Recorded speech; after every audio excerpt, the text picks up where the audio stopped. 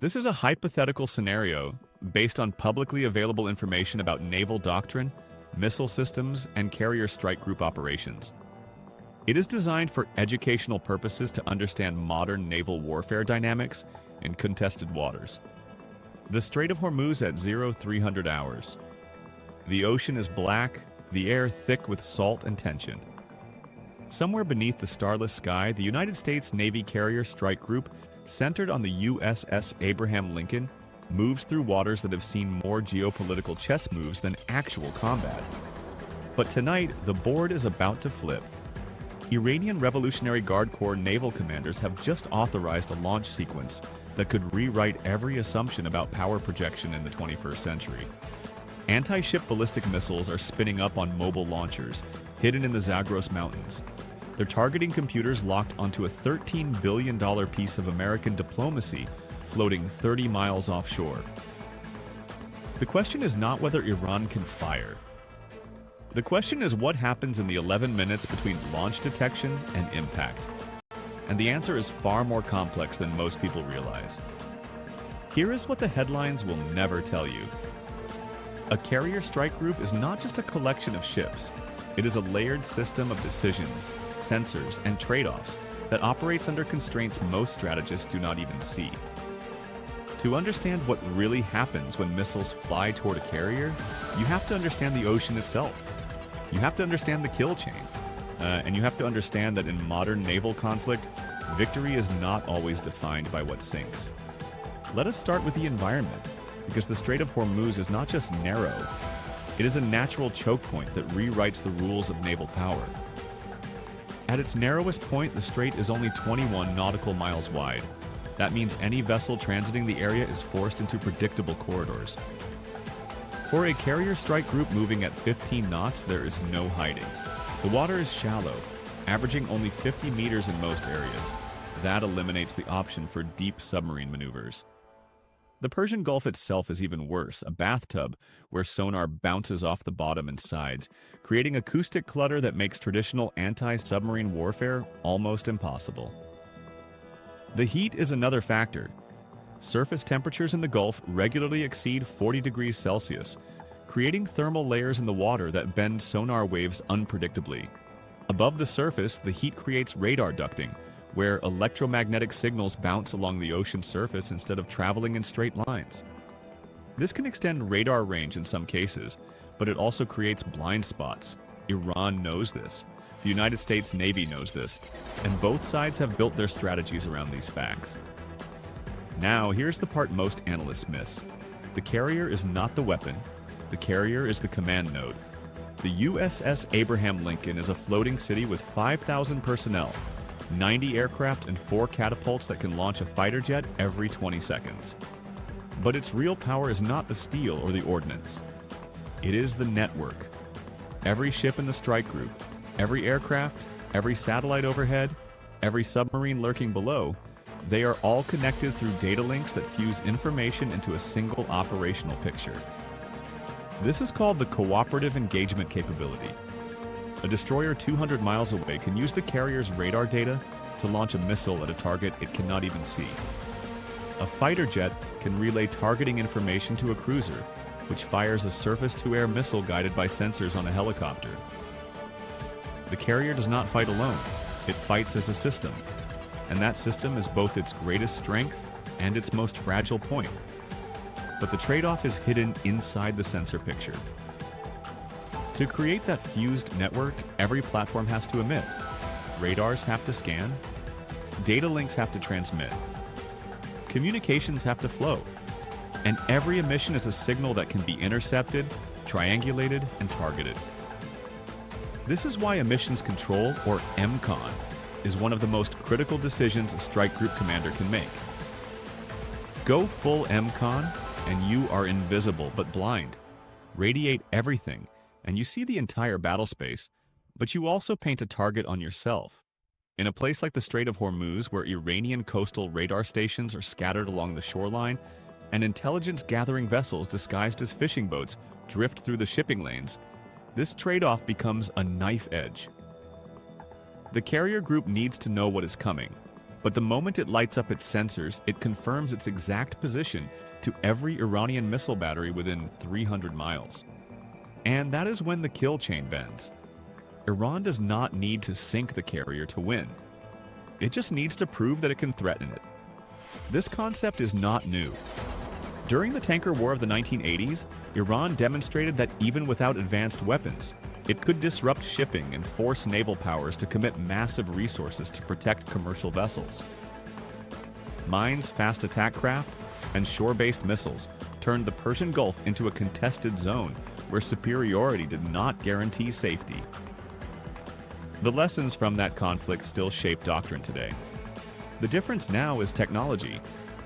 The missiles Iran fields in this scenario are variants of the Khalij-Fars and Hormuz anti-ship ballistic missiles, designed specifically to target large moving vessels.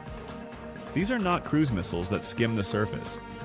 These are ballistic missiles that arc high into the atmosphere, re-enter at hypersonic speeds, and use terminal guidance to adjust their trajectory in the final seconds before impact. The publicly reported range is around 300 kilometers. The speed at re-entry is estimated at Mach 5 or higher, and the warhead carries enough explosive force to mission kill a destroyer or cause severe damage to a carrier if it hits the right spot. The key word is if. Now this is where the ocean lies to you. Hitting a moving carrier with a ballistic missile is not like hitting a building. The carrier is not stationary. It can change course. It can accelerate to over 30 knots if needed. And because ballistic missiles follow a predictable arc, the defender has a narrow window to calculate the trajectory and respond. But here is the catch. The missile does not know where the carrier will be when it arrives. It only knows where the carrier was when the missile was launched. To adjust for movement, the missile needs mid-course updates. That means Iranian radar or surveillance platforms have to continuously track the carrier and relay updated position data to the missile in flight. If the United States Navy jams those data links, the missile loses guidance. If electronic warfare disrupts the radar tracking, the missile goes blind. And if the carrier group shoots down the surveillance aircraft or unmanned aerial vehicles providing that tracking data, the entire kill chain collapses. This is not theory. This is doctrine. United States Navy EA-18G Growler aircraft specialize in exactly this mission. They carry electronic attack pods that can jam radar frequencies, disrupt communications, and create false targets on enemy screens. But in a high-threat environment like the Strait of Hormuz, Growlers would be airborne before any strike group transit, creating an electromagnetic shield around the formation. At the same time, Arleigh Burke-class destroyers equipped with the Aegis combat system would be positioned in a defensive screen, their SPY-1 radars scanning the sky for ballistic missile trajectories. The Aegis system can track hundreds of targets simultaneously and coordinate missile defense across the entire strike group. If a ballistic missile is detected, the system calculates the intercept point and launches SM-3 or SM-6 interceptor missiles designed to destroy the threat in mid-flight. But the defensive architecture goes deeper than radar and missiles. Beneath the surface, attack submarines operate in what is called the picket line, positioned ahead of the carrier group to detect and engage threats before they reach the main formation. These submarines are nearly silent, using passive sonar to listen for enemy vessels without revealing their own position. Their role is not just anti-submarine warfare. They also serve as forward sensors, relaying intelligence back to the carrier about surface contacts, underwater obstacles, and potential ambush points. In the shallow waters of the Persian Gulf, this mission becomes exponentially harder. The noise from commercial shipping, the acoustic clutter from the seabed, and the thermal layers that distort sound all conspire to make traditional submarine operations nearly impossible. Yet the submarines remain deployed because their mere presence forces Iran to assume they are there, changing Iranian tactical calculations even if they never fire a shot. Meanwhile, overhead, the unseen layer operates. Satellites track heat signatures from missile launches. High-altitude reconnaissance aircraft gather signals intelligence. And unmanned aerial vehicles orbit at altitudes where they are barely visible, feeding real-time video and electronic data into the strike group's command center. This is the kill chain's invisible foundation. Without space-based early warning, the carrier group would have minutes instead of tens of minutes to respond to a ballistic missile launch.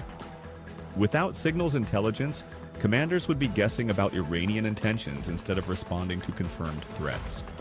And without aerial surveillance, the ocean surface would be a fog of uncertainty, where any fishing boat could be a disguised missile platform and any coastal facility could be hiding a radar installation. But the trade-off is brutal. Every interceptor costs millions of dollars. A carrier strike group only carries a finite magazine of missiles.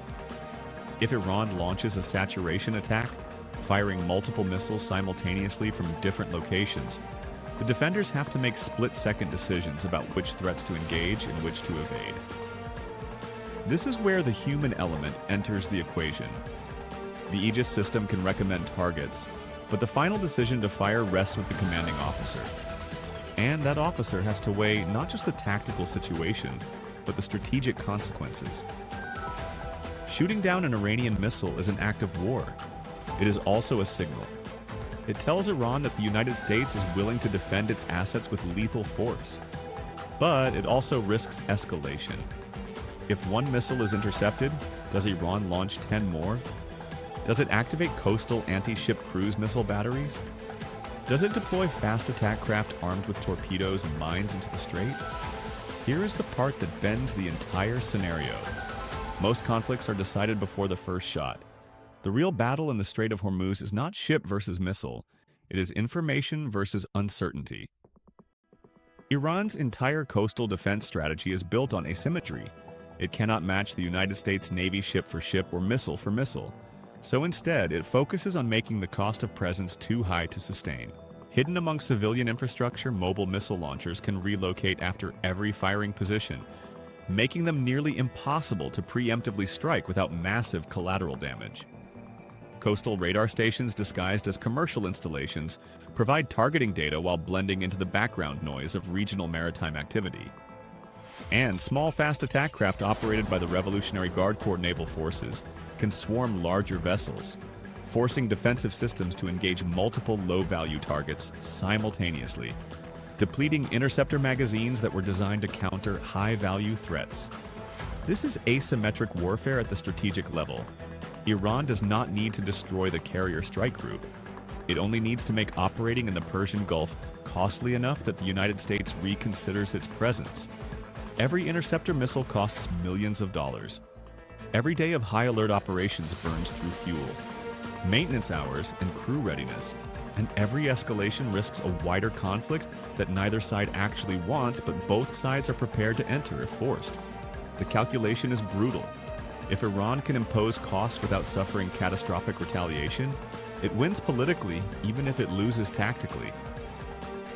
If the United States can defend its assets without triggering uncontrolled escalation, it maintains credibility without paying the price of full-scale war. And if both sides miscalculate, the strait closes, oil prices spike globally, and the regional order fractures in ways that take years to rebuild. The United States has satellite coverage, signals intelligence, and human intelligence networks that provide early warning of Iranian missile activity. Infrared sensors on overhead satellites can detect the heat signature of a missile launch within seconds. Ground-based radar in allied countries can track the missile trajectory, and intelligence assets can intercept communications between Iranian command centers and launch sites. This means the carrier strike group likely knows a missile is coming before it even leaves the launcher. That advance warning changes everything. The strike group can alter course, increase speed, and move into a defensive posture. Aircraft can be launched to intercept Iranian surveillance platforms. Submarines can be repositioned to threaten Iranian naval assets. And diplomatic channels can be activated to signal that further escalation will be met with overwhelming force. But here is what the sensors do not show. Politics. Here, the decision to fire a missile at a United States carrier is not a tactical choice. It is a political gamble. Iran is not trying to destroy the carrier. It is trying to force a change in United States policy. Whether that policy is sanctions, military presence in the region, or support for regional allies, the missile is a message. And the United States' response is also a message. If the carrier withdraws, it signals that the threat works. If the carrier stays and defends, it signals that the United States will not be intimidated. If the carrier retaliates by striking Iranian launch sites, it signals that escalation will be met with escalation. The ocean does not care about politics, but the ships floating on it are there because of politics. And politics in this region are layered with alliances that shape every decision. Your regional partners host United States bases that provide the logistics backbone for sustained carrier operations. Radar installations in allied countries extend early warning coverage far beyond what shipboard systems alone could achieve. And intelligence sharing agreements mean that the carrier strike group is not operating in isolation, but as part of a broader network that includes partner nations with their own strategic interests in keeping the strait open. These alliances are force multipliers, but they also create dependencies. If an Iranian missile targets a carrier and the strike group retaliates by striking Iranian territory, does that bring allied nations into the conflict under collective defense agreements? Do host nations remain willing to allow their soil to be used as a staging ground if it makes them targets for Iranian retaliation? The carrier's presence is enabled by these partnerships, but it is also constrained by them. Every decision must account for not just United States interests, but the political calculations of nations whose cooperation is essential, but whose tolerance for escalation may be lower. Now, this is where the kill chain collapses in a different way. Imagine the scenario plays out. Iranian radars detect the carrier. Missiles are launched. United States satellites detect the launch. Aegis destroyers fire interceptors. The missiles are destroyed mid-flight. No ships are hit. No lives are lost. But the carrier group is now in a position where it has expended defensive missiles and revealed the effectiveness of its defense systems. Iran has demonstrated its willingness to fire. The United States has demonstrated its ability to defend. And both sides are now locked in an escalation spiral, where the next move determines whether this remains a limited exchange or expands into a wider conflict.